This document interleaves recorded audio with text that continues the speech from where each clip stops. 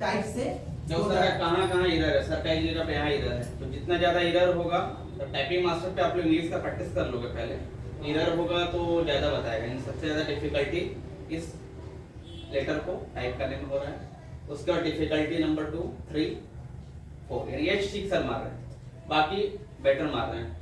Time use 2 minute, gross speed 39 word पर minute.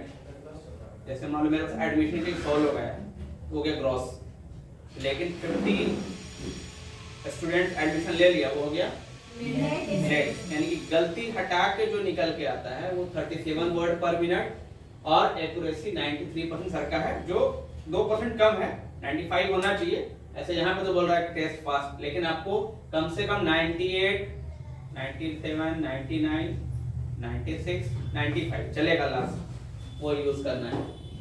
तो इस टाइप से आप लोग को सर को देखे ना स्पीड कितना ज्यादा था, 37 लाना कोई मामूली यहाँ पे नहीं है।